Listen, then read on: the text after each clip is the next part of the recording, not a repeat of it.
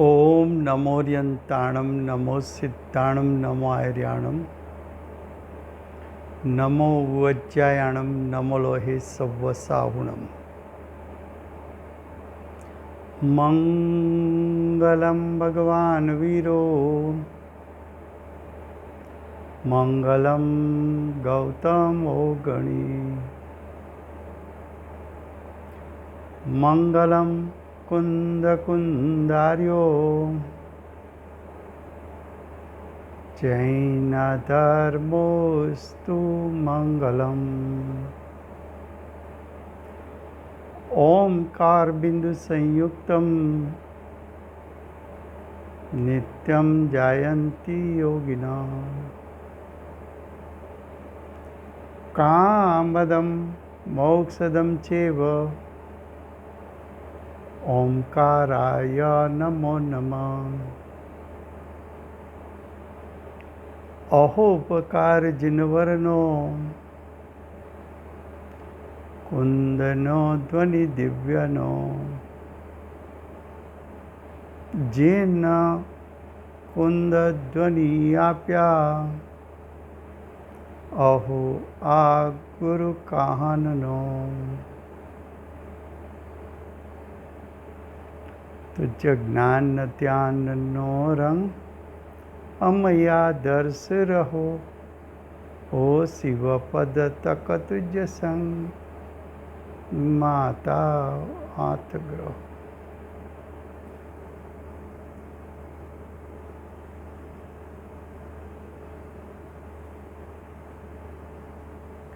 આજે 10 લક્ષણ ધર્મનો 7મો દિવસ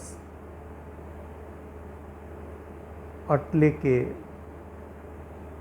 ઉત્તમ તપ ધર્મ 6ઠે 7મે ગુણસ્થાને ઝૂલતા મુનિરાજ એની દશામાં ઉત્તમ તપનું સ્વરૂપ કેવું હોય છે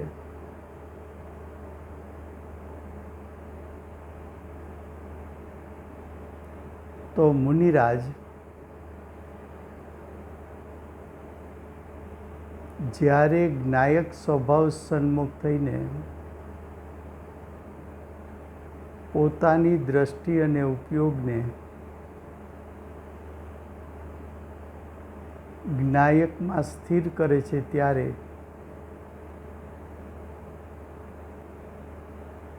મુનિરાજની ભૂમિકામાં પ્રગટ થયેલી શુદ્ધતા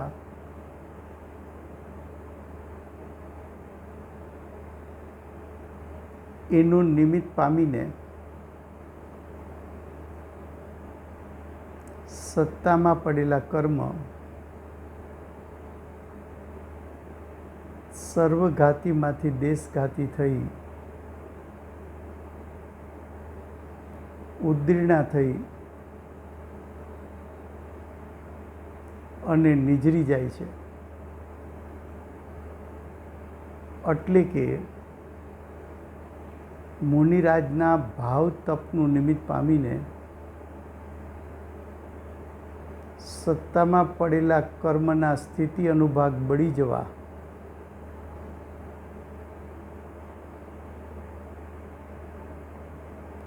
અને નવા બંધાતા કર્મના સ્થિતિ અનુભાગ અલ્પકાળના પડવા એને ઉત્તમ તપ કહેવામાં આવે છે। કર્મની સાપેક્ષતા વગર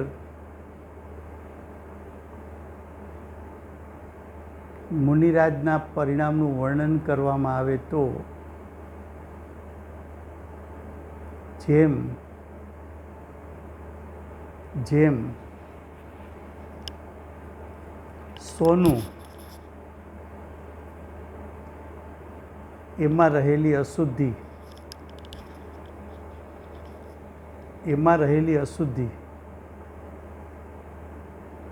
જેમ જેમ અશુદ્ધિ બળતી જાય તેમ તેમ સોનાનું અસલ સ્વરૂપ પ્રગટ થતું જાય.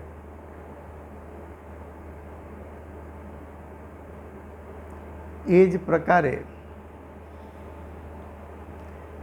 પ્રકારે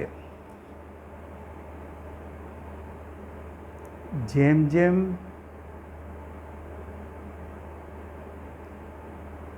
જીવના પરિણામમાંથી તપને કારણે કસાય અને નો કસાય બળતા જાય, કસાય અને નો કસાય નાશ થતા જાય, તેમ તેમ આત્માનું અસલ સ્વરૂપ વર્તમાન પરિણામમાં પ્રગટ થતું જાય. એવા મુનિરાજના પરિણામને તપ કહેવામાં આવે છે.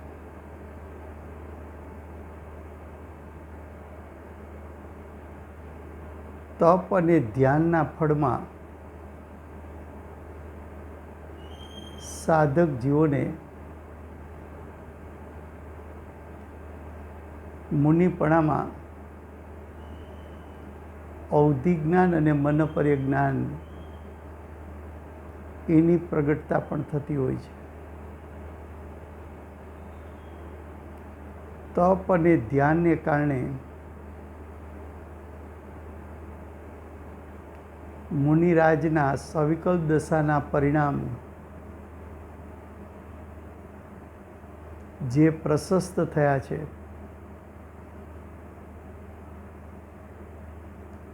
એના ફળમાં મુનિઓને રુદ્ધિની પ્રગટતા થતી હોય છે.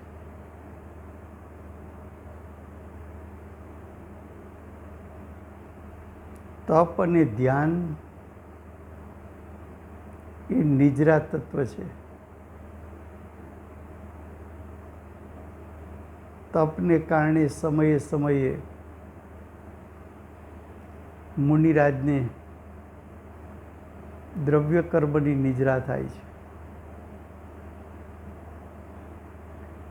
નિજરાના અર્થ એક કરતાં અધિક રીતે થાય છે.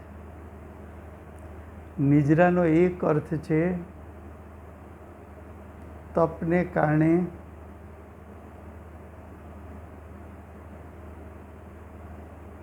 દ્રવ્ય કર્મની નિજરા થવી, દ્રવ્ય કર્મનું કરવું.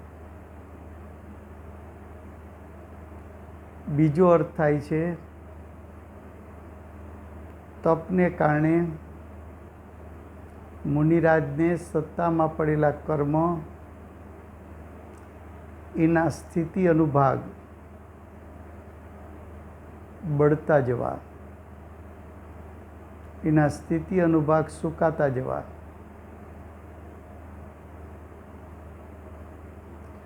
ત્રીજો અર્થ થાય છે સત્તામાં પડેલા કર્મ તપના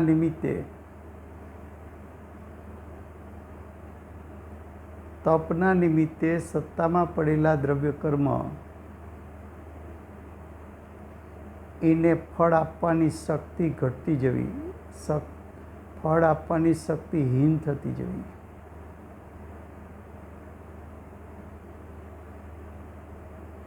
આવું ઉત્તમ તપ મુનિઓને હોય છે. તપને કારણે મુનિરાજને કસાય અને નો કસાય બળતા જાય છે, નાશ થતો જાય છે. કસાય નો કસાયની શક્તિ ઘટતી જાય છે.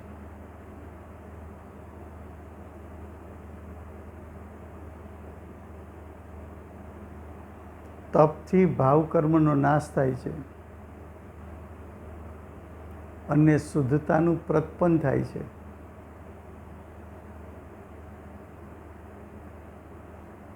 જેમ આપણે કહીએ કે કોઈનું રૂપ નિખરવું એટલે એનું રૂપ ખીલી ઉઠવું. એમ તપને કારણે આત્માનો સ્વભાવ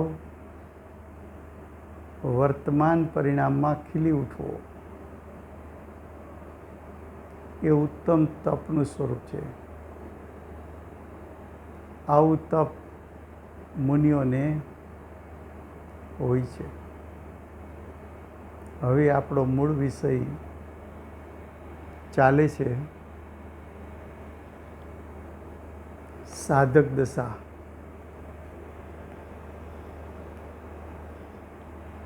સાધક દશા એટલે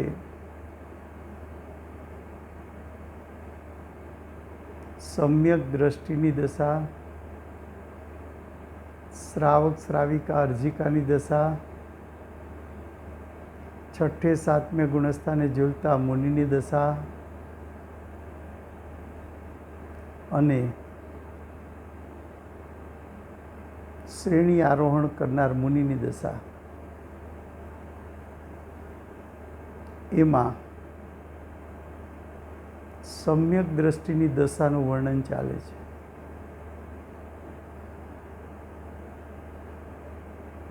સાધક દશા એ ચારિત્ર દશા છે. તો સમ્યક દ્રષ્ટિની સમ્યક ચારિત્ર દશામાં સમ્યક ચારિત્ર દશા કોને કેવી? તો કે સમ્યક દ્રષ્ટિને પ્રગટ થયેલ સમ્યક દર્શન, સમ્યક જ્ઞાન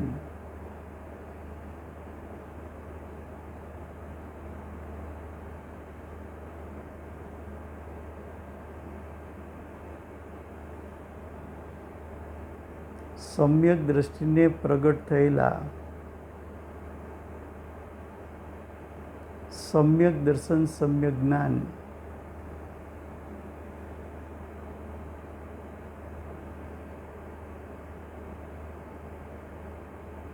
એ સમ્યક દર્શન,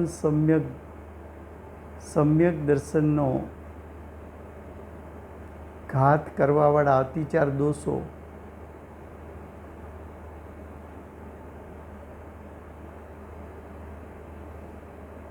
એ અતિચાર દોષો 25 પ્રકારના છે. 8 શંકાદિ,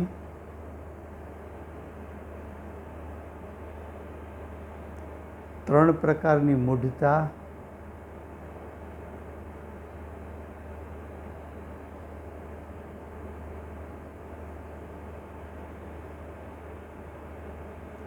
છ પ્રકારે અનાયતનપણું અને 8 પ્રકારના મદ એટલે અભિમાન. એ 25 દોષનો નાશ કરવો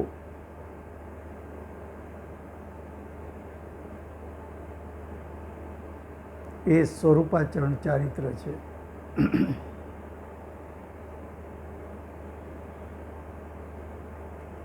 અનંતાનુબંધી કસાઈને કારણે એ અતિચારના 25 દોષ ઉત્પન્ન થાય, પણ સમ્યક દ્રષ્ટિને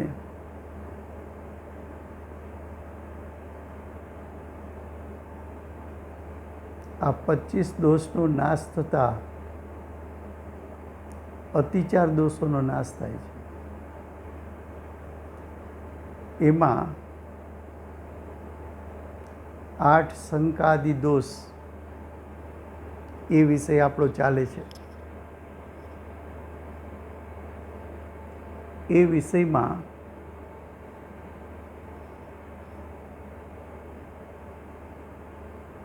શંકા, કાંક્ષા, જુગુપ્સા અને મૂઢતા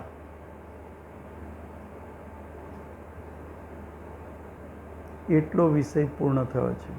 હવે અનુપગુહન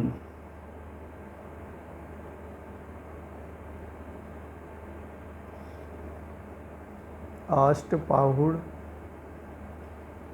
એમાં ચારિત્ર પાહુડ એની ગાથા 6માં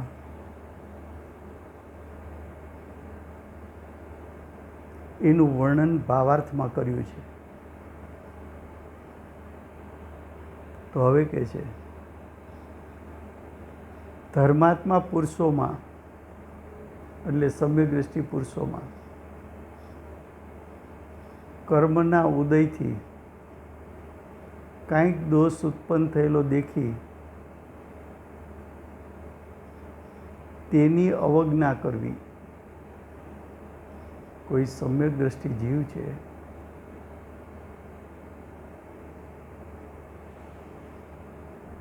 એને કોઈ એવો આકરો કર્મનો ઉદય આવ્યો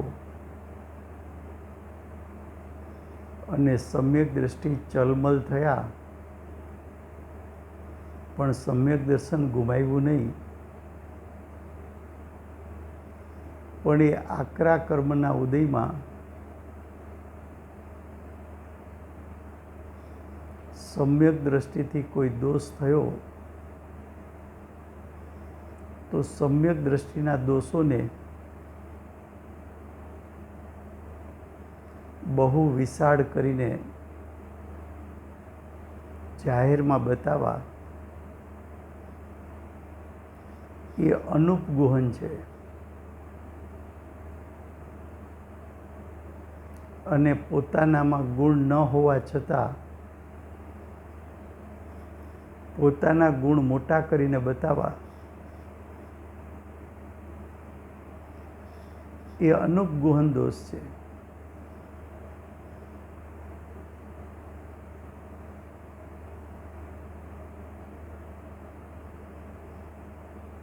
ક્યારેક આવા સમ્યક દ્રષ્ટિના દોષો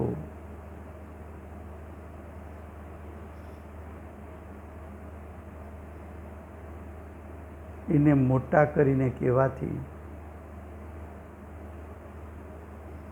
જો સામેનો જીવ પણ સમ્યક દ્રષ્ટિ હોય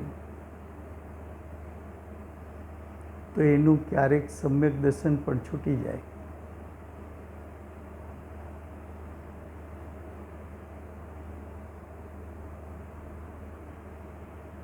તેને અનુપગુહન દોષ કહે છે. આગળ જતાં કહેશે, આપણે કહ્યું હતું કે દોષના 2 પ્રકાર છે, અતિચાર ને અનાચાર. કર્મનો મંદ ઉદય હોય અને એમાં જોડાવાનું થાય ત્યારે અતિચાર દોષ લાગે. પણ કર્મનો ઉદય આકરો હોય અને જીવ એમાં તીવ્રતાથી જોડાય તો અનાચાર દોષ થતાં જીવને સમ્યક દર્શન છૂટી જાય છે, સમ્યક દર્શન વમી જાય છે.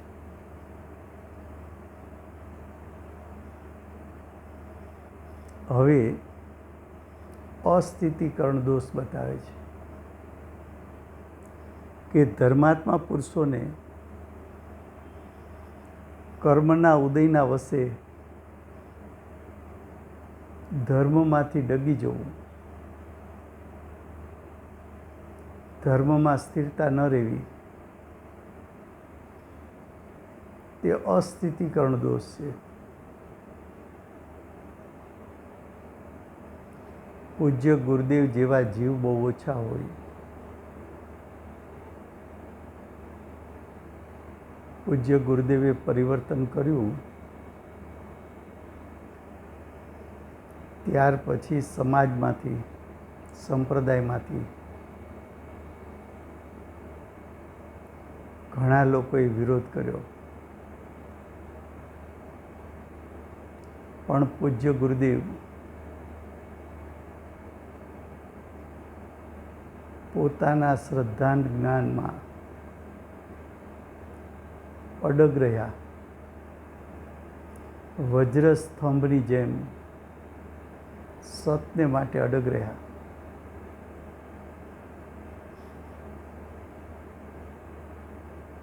સમાજ આખો સામે પડે અને લોકમૂળતાને કારણે અને પુરુષાર્થની નબળાઈને કારણે જો એમાં જોડાઈ જવાય તો પરિણામમાં અસ્થિરતા ઉત્પન્ન થાય. સમ્યક દર્શન વમી જાય.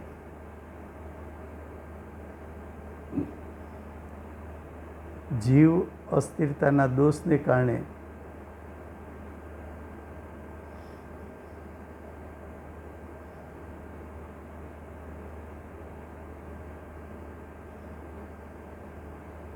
પોતાની સ્થિતિ ગુમાવી બેસે.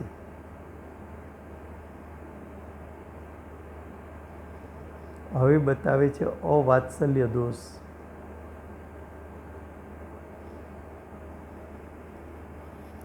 ધર્માત્મા પુરુષોથી વિશેષ પ્રીતિ ન કરવી તે અવાત્સલ્ય દોષ છે. પૂજ્ય ગુરુદેવને બેનશ્રી પ્રત્યે અને બેનશ્રીને ગુરુદેવ પ્રત્યે કેવો વાત્સલ્યનો ભાવ હતો.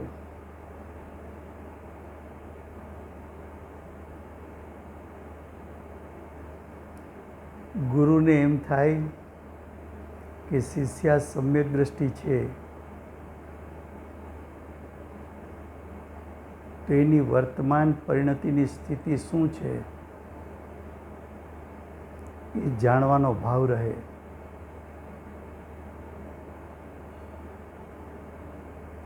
એ જાણીને ગુરુદેવનો ઉપદેશ પણ એવો આવે કે શિષ્યાની પરિણતિને વેગ મળે. એ વાત્સલ્ય ભાવ છે. શિષ્યાને એમ થાય કે ગુરુના નિમિત્તે અમને સમ્યક દર્શન પ્રાપ્ત થયું છે તો અમારે અમારા પરિણામ ઉપકારી એવા ગુરુ એનાથી છુપાવવા ન જોઈએ. એ પણ વાત્સલ્ય ભાવ છે.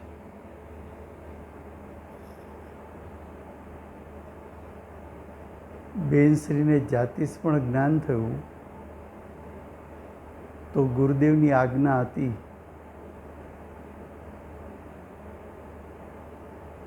કે જે કાંઈ જ્ઞાનમાં આવે તે જણાવવું. તો બેનશ્રી જાતિશ પણ જ્ઞાનમાં આવે એ ગુરુદેવને જણાવે ત્યારે ગુરુદેવ પોતે એમ કહે કે બેનશ્રી અમારી વાત કહી જાય છે પણ પોતાના માટે પોતાની વાત કંઈ કરતા નથી.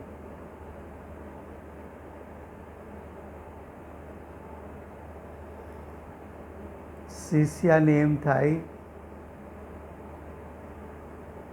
કે ગુરુ પાસે અમારે અમારી અધિકતા કોઈ બતાવી ન જોઈએ. હંમેશા ગુરુ અમારાથી અધિક છે.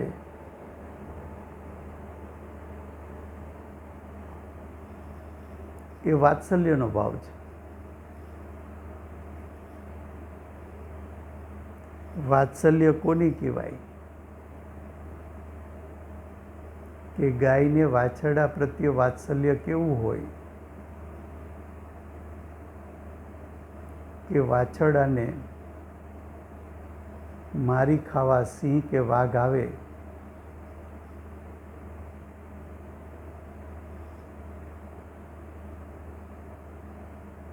પણ ગાય વાછરડાને બચાવવા માટે સિંહ અને વાઘ સાથે પણ લડી લે. ગાયને ખબર છે કે સિંહ અને વાઘની સામે હું થઈશ તો મને મોત આવવાનું છે. પણ વાછરડા પ્રત્યે ભાવ એવો છે, વાત્સલ્ય એવું છે કે પોતાના મોતને મીઠું કરીને પણ સામનો કરે.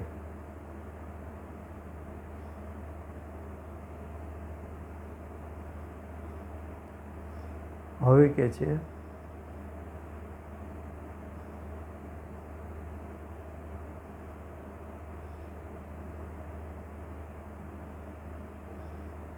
જો વાત્સલ્ય ભાવ ન હોય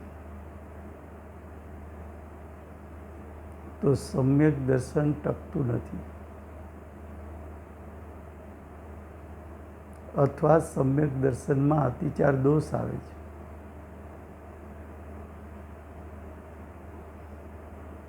હવે અપ્રભાવના દોષ.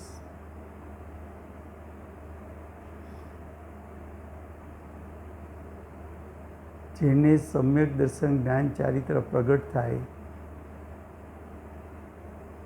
સાચા દેવશાસ્ત્ર ગુરુનું સ્વરૂપ, એનું યથાર્થ શ્રદ્ધાન અને જ્ઞાન થાય. છ દ્રવ્યોનું યથાર્થ શ્રદ્ધાન અને જ્ઞાન થાય. જ્ઞાયકનું યથાર્થ શ્રદ્ધાન અને જ્ઞાન થાય. અને અંતરંગમાં નિર્મળ દશા પ્રગટે. એવા જીવને પોતાની શક્તિ અનુસાર ધર્મની પ્રભાવના કરવી જોઈએ. જો આવી ધર્મની પ્રભાવના કરતો નથી તો અપ્રભાવનાનો દોષ આવે છે.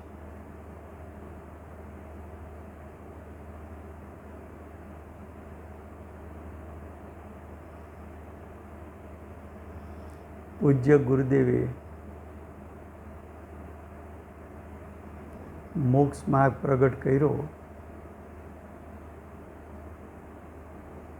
પોતાના પરિણામમાં નિર્વિકલ્પ દશામાં મોક્ષ માર્ગ પ્રગટ કર્યો. અને એ મોક્ષ માર્ગને આખા વિશ્વ માટે ખુલ્લો મૂકી દીધો.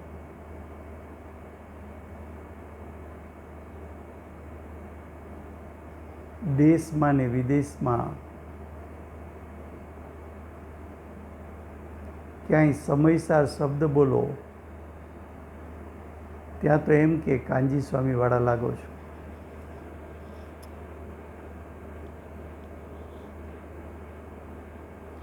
કાનજી સ્વામી બોલો તરત જ પૂછે સોનગઢના છો.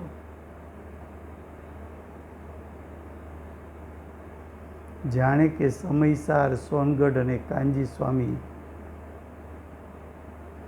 ત્રણેય પર્યાયવાચી શબ્દ થઈ ગયા. સોનગઢ બોલો એટલે કાનજી સ્વામીને સમયસાર, સમયસાર બોલો તો કાનજી સ્વામીને સોનગઢ, કાનજી સ્વામી બોલો એટલે સોનગઢને સમયસાર.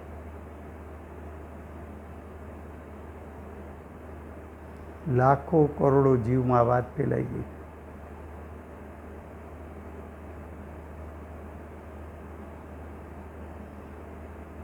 એ જ્ઞાનીનું પ્રભાવના અંગ છે.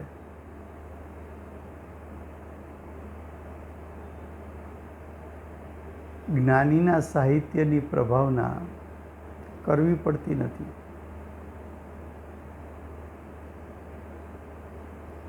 એમની પ્રભાવના એમના સાહિત્યથી સહજ થાય છે. એનો ઉત્કૃષ્ટ દ્રષ્ટાંત કુંદકુંદાચાર્યદેવ રચિત પંચપરમાગમ 2000 સાલ પહેલા લખાયા.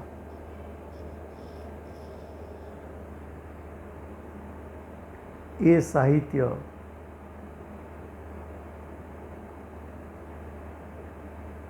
કુંદકુંદાચાર્યદેવનું સાહિત્ય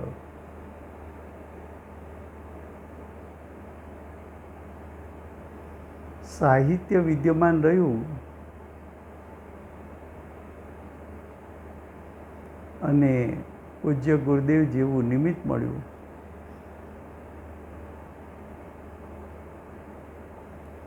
હજારો ઘરે પંચ પરમાગમો આવ્યા.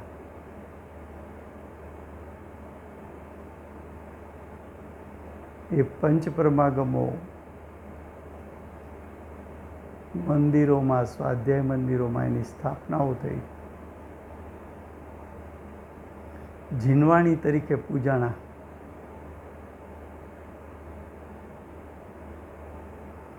ઘરે ઘરે શાસ્ત્ર સ્વાધ્યાય થયા. ગુરુદેવે ઉલ્સિત થઈને એના અર્થો સમજાવ્યા. આવો પ્રભાવનાનો ભાવ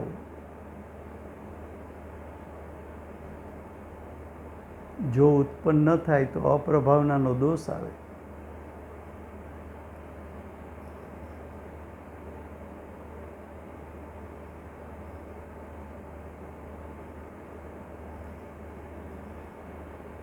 તો આવા 8 પ્રકારના દોષ,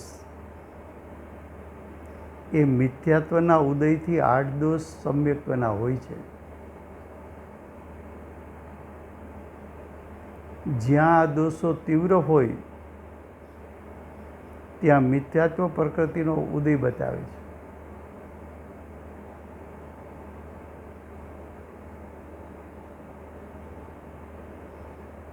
અને આવી મિથ્યાત્વ પ્રકૃતિનો તીવ્ર ઉદયમાં જોડાય તો સમ્યક્ત્વનો અભાવ થાય છે. અને મંદ ઉદય હોય એમાં જોડાવાપણું થાય તો અતિચારનો દોષ લાગે છે.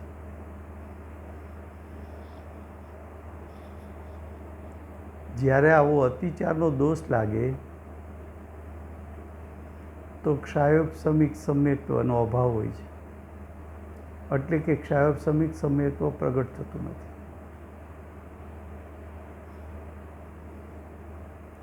માટે અતિચાર દોષ ત્યાગવા યોગ્ય છે. તો 25 દોષમાંથી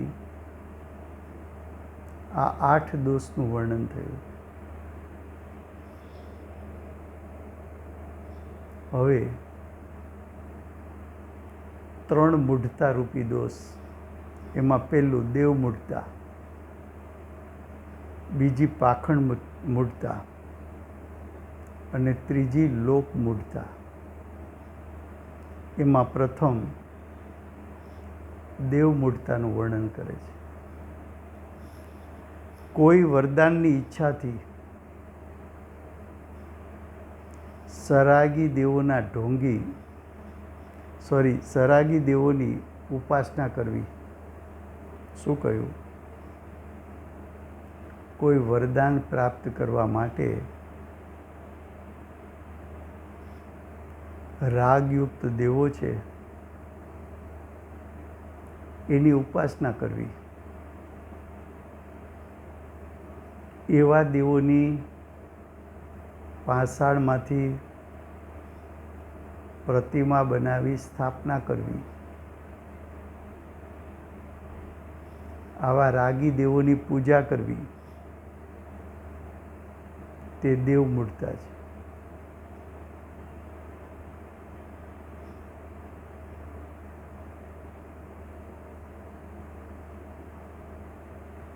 શેરીએ શેરીએ ભારતમાં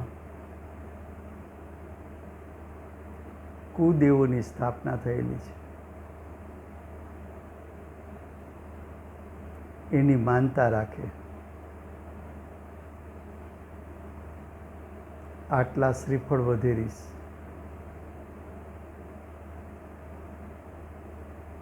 અહીં રાજકોટથી લગભગ 50 કિલોમીટર એક ચોટીલા છે. ત્યાં કોઈ હિન્દુનું સ્થાનક છે.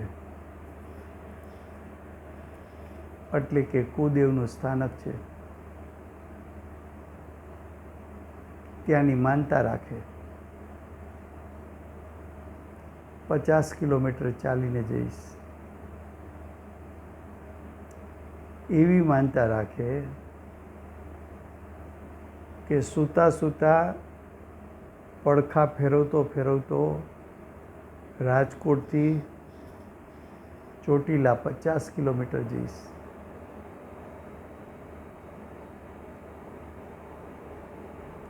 ખુલ્લા પગે ચોટીલા ચાલીને જઈશ.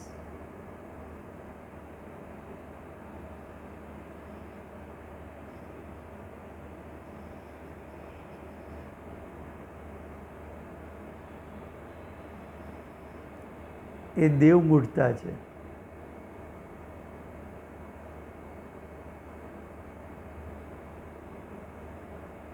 અને અમુક દેવો જે દેવ જેવું કાંઈ હોય જ નહીં, એનો એક રાજકોટમાં બનેલો બનાવ. એક આપણા મુમુક્ષુ સરકારી ગવર્મેન્ટ પ્રેસમાં નોકરી કરતા.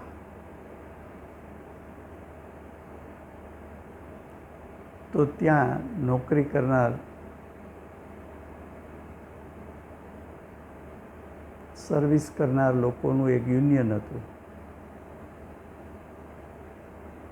સર્વિસ કરતા હોય એને અમુક પ્રકારના સરકારી લાભ મળવા જોઈએ, એના માટે સ્ટ્રાઇક થઈ.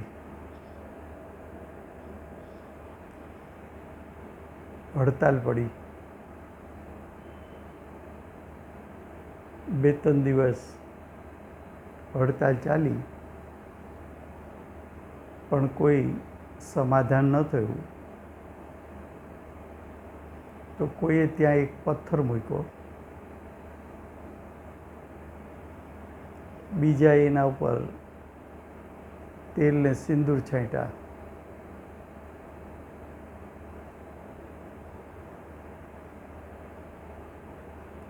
આ થઈ ગયા હનુમાન. અને હનુમાન સામે બેસીને હડતાલ.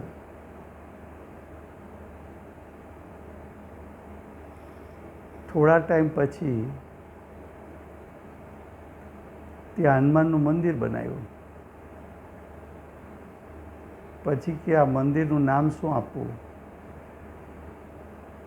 તો કે હડતાલિયા હનુમાન.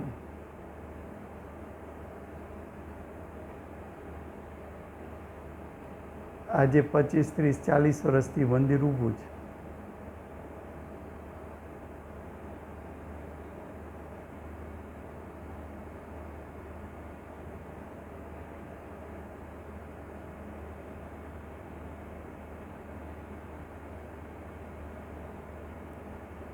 જેમાં કોઈ ન્યાય જ નથી.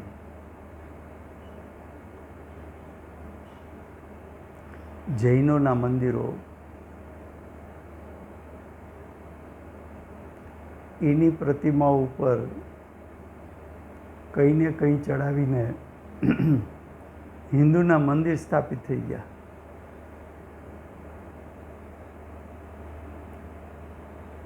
ઇન્ડિયામાં સાઉથમાં એક તિરુપતિ મંદિર છે.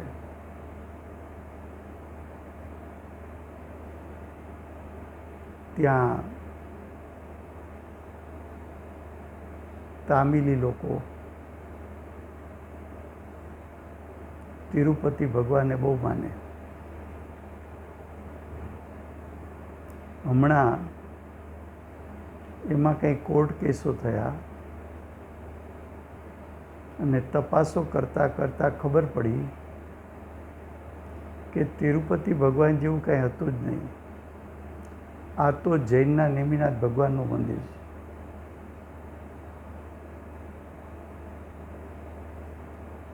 જ્યાં કરોડો અબજો રૂપિયાની આવક છે. ત્યાં સાઉથ ઇન્ડિયાના લોકો એવી માનતાઓ રાખે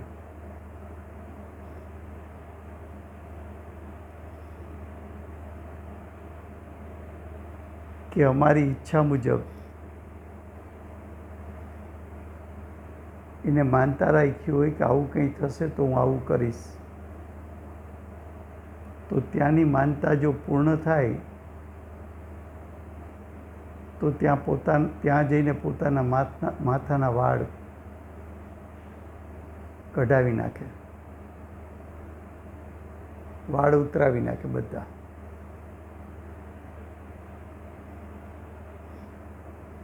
આ બધી દેવમૂઢતા.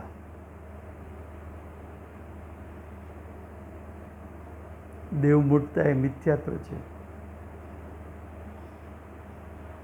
હવે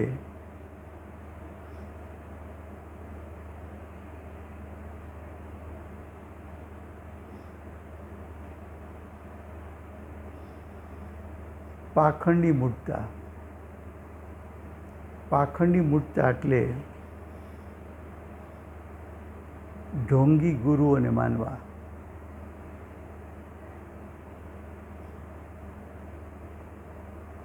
સાધુ તરીકે મંદિરમાં બેસવું હોય તો વસ્ત્ર પરિવર્તન કરીને બેસી જાય.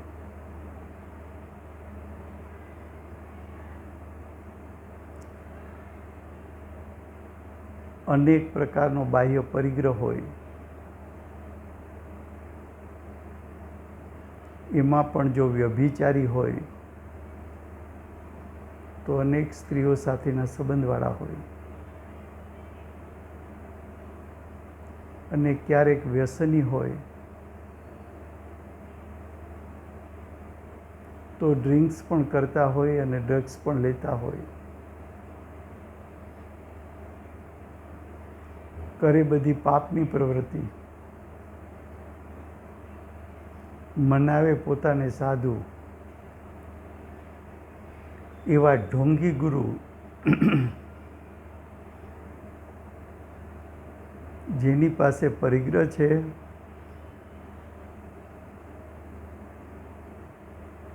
પ્રમાદી છે, ખાઈ પીને પડ્યા રહે, હિંસા આદિ કરતા હોય, એવા પાખંડી ઢોંગી વેશધારી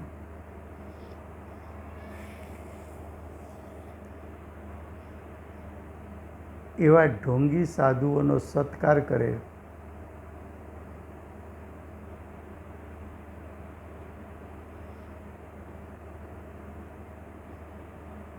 એનો પુરસ્કાર કરે,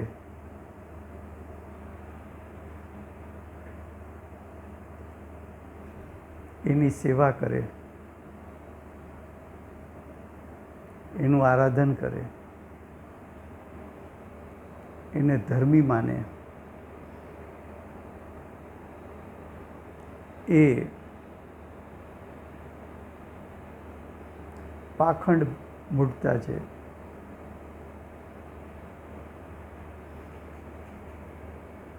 હવે લોકમૂઢતા.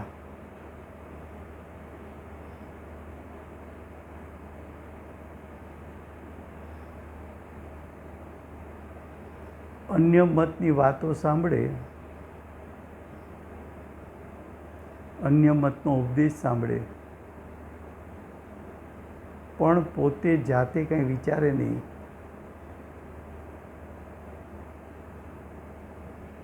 કોઈ એમાં ન્યાયયુક્તિ લગાવીને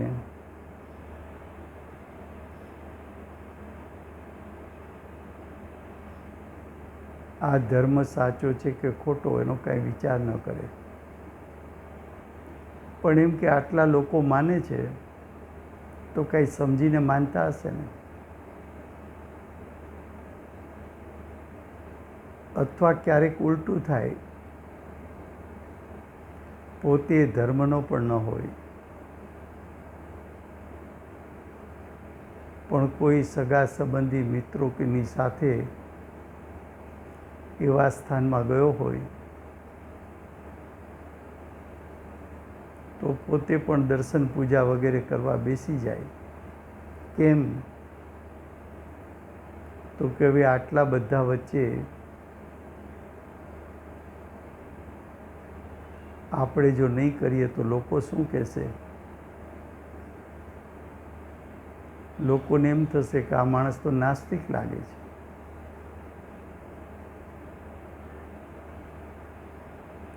તો ધર્મનું સ્વરૂપ વિચાર્યા વગર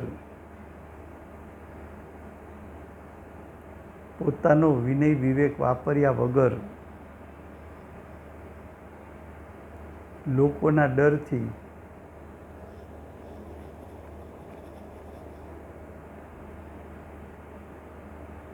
સગા વેવાય હોય,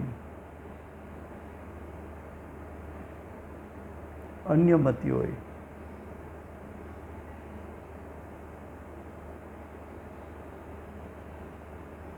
એને સારું લગાડવા એ અન્ય મત એના વિધિ વિધાન જે કાંઈ થતા હોય એમાં જોડાઈ જાય. પાછા એમ બોલે, અમારે એવું કંઈ નહીં, અમે તો બધા ધર્મને માનીએ. બધા ધર્મને માનીએ એમ કહે છે, એનો અર્થ જ એમ કે એને ધર્મના સ્વરૂપનું ભાન નથી.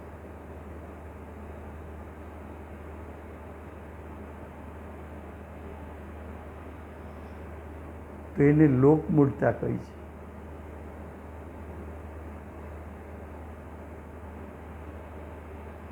મૂઢ જળ જેવો,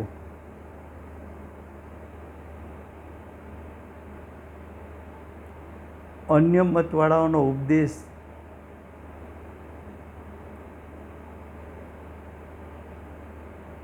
તથા જાતે જ વિચાર કર્યા વિના કોઈ પ્રવૃત્તિમાં લાગી જાય, જોડાઈ જાય, તે લોકમૂળતા છે. લોકમૂળતા કોને કહેવાય?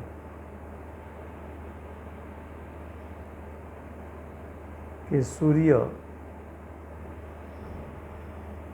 એને અર્ઘ આપવો,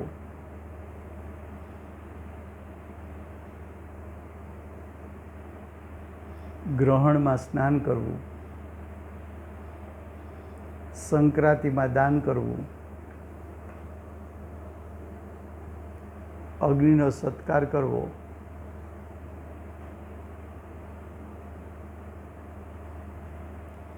ઘર કે કૂવાને પૂજવા, ગાયના પૂંછને નમસ્કાર કરવા, ગાયના મૂત્રને પીવું, રત્ન, ઘોડા, વાહન,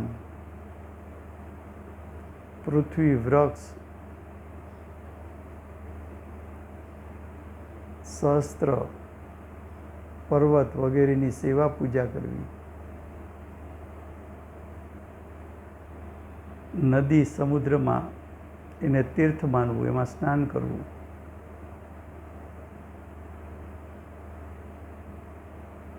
પર્વત પરથી પડવું, અગ્નિમાં પ્રવેશ કરવો, આ બધી લોકમૂળતાઓ છે, જેમાં કોઈ ધર્મનો ન્યાય નથી. આ ત્રણ મૂળતા થઈ. એ મૂળતાનો એવા કર્મનો ઉદય મંદ હોય તો અતિચાર દોષ લાગે. તીવ્ર ઉદય હોય એમાં જોડાઈ જાય તો અનાચાર દોષ થતાં સમ્યક દર્શન વમી જાય.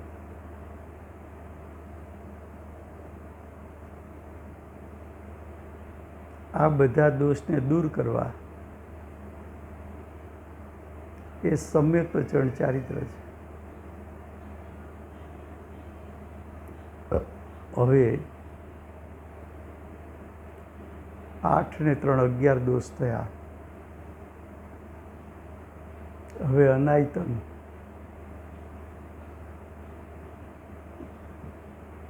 કુદેવ, કુગુરુ, કુશાસ્ત્ર,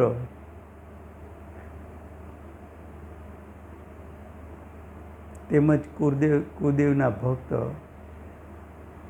કુગુરુના ભક્ત અને કુશાસ્ત્રના ભક્ત, એટલે 6 થયા. કુદેવ, કુગુરુ, કુશાસ્ત્ર 3,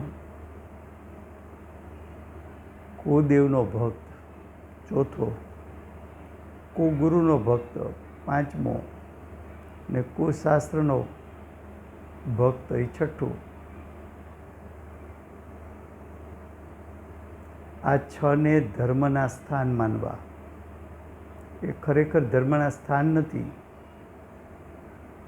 છતાં એને ધર્મના સ્થાન માની એની પ્રશંસા કરવી.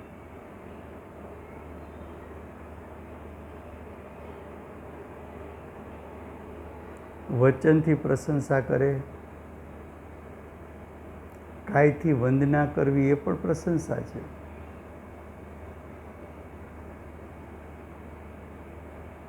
મનથી પ્રશંસા કરવી, મનથી પ્રશંસા, વચનથી પ્રશંસા ને કાયથી વંદન એ પણ પ્રશંસા છે. આ 6 ધર્મના સ્થાન ન હોવા છતાં એની પ્રશંસા કરવી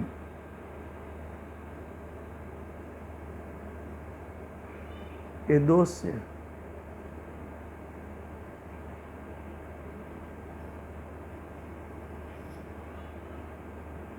આ અતિ 4 દોષો છે.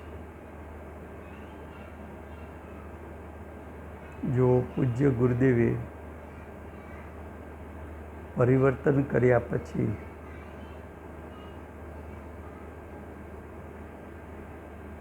સ્થાનકવાસીના ઉપાશ્રયમાં ક્યારેય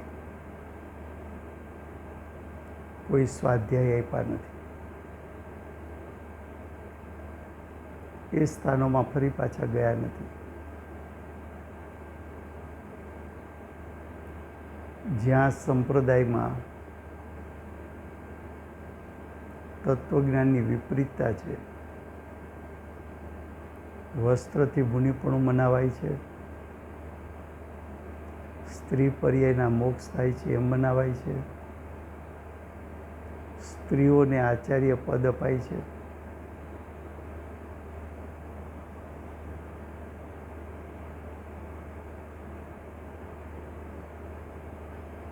એ સ્થાનો ધર્મના સ્થાનક નહીં હોવાથી સમ્યક દ્રષ્ટિઓ ત્યાં પ્રવેશ કરતા નથી.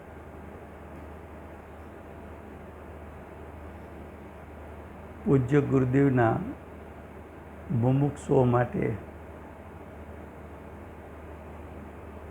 અન્ય જૈનો એમ કહે કે કાંજી સ્વામીનો શિષ્ય દિગંબર પ્રતિમા, દિગંબર મુનિ અને દિગંબરના શાસ્ત્રો સિવાય ક્યાંય માથું નમાવતો નથી. કેમ નમાવતો નથી? કંઈ ગુરુદેવે આપણને પચકાણ નથી લેવડાવ્યા, પણ ગુરુદેવે તત્વને સમજાવીને સાચા દેવશાસ્ત્ર ગુરુનું સ્વરૂપ શું, કુદેવ કુગુરુ કુશાસ્ત્રનું સ્વરૂપ શું, કુદેવ કુગુરુ કુશાસ્ત્રની પ્રશંસા કે ભક્તિ પૂજા એનું ફળ શું, એ આપણને ગુરુદેવે ન્યાયયુક્તિથી સમજાવ્યું. અને ન્યાયયુક્તિથી આપણે સમજીને સહેજે જે ધર્મના સ્થાનો નથી એવા સ્થાનોમાં આપણે પ્રવેશ કરતા નથી.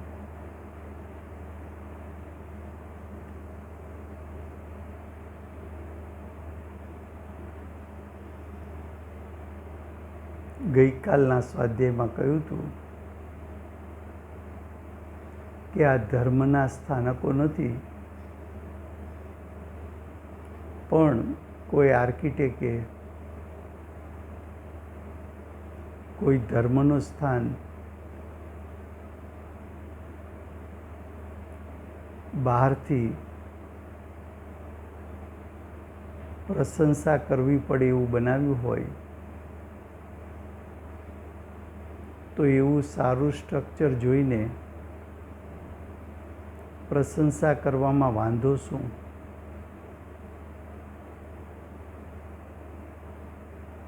તો એના માટે મેં દૃષ્ટાંત આપ્યો હતો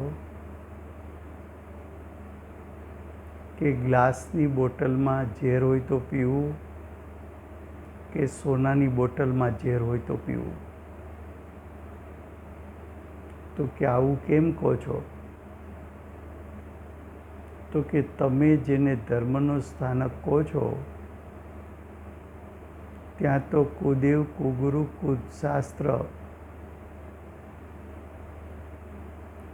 એનું આરાધન કરાય છે અને એનું આરાધનથી તો મિથ્યાત્વ અને અનંતાનુબંધી કસાયનો તીવ્ર બંધ પડે છે અને મિથ્યાત્વના બંધથી અનંતો સંસાર ઉત્પન્ન થાય છે અને સંસાર દુઃખદાયક છે. તો જેનું આરાધન કરવાથી સંસાર વધી જાય, દુઃખમય સંસારની પ્રાપ્તિ થાય, એવા સ્થાનનું પ્રશંસા કેમ કરી શકાય? આકરી વાત છે. આવી વાત જીવો સમજ્યા નથી અનાદિકાળથી, એમ ગુરુદેવ કહે છે. એને કારણે જીવ દુઃખી છે.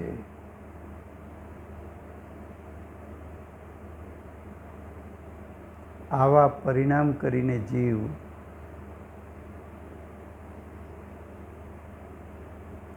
અનંત કાળથી ચાર ગતિમાં પરિભ્રમણ કરે છે,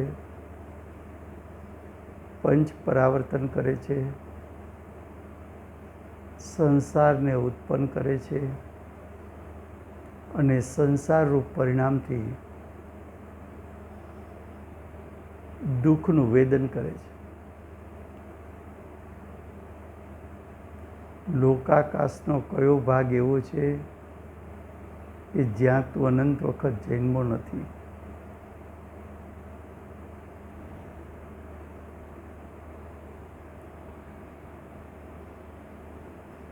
અનાદિથી વર્તમાન કાળ સુધીમાં તે કયા કર્મો બાંધ્યા નથી?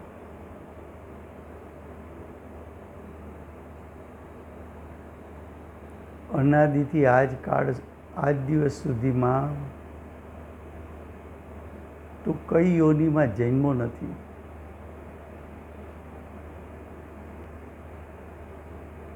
એ બધાનું કારણ શું છે? તો કે 8 શંકાદિ દોષ, 3 પ્રકારની મૂઢતા અને 6 ધર્મના સ્થાન નહીં હોવા છતાં એને ધર્મના સ્થાન માનવા અને 8 પ્રકારના મદમાં રાચવું, આ બધા દોષો છે.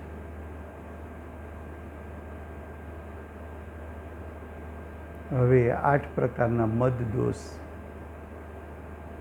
એનું વર્ણન નેક્સ્ટ સ્વાધ્યાયમાં આવશે. અત્યારે સમય થયો છે.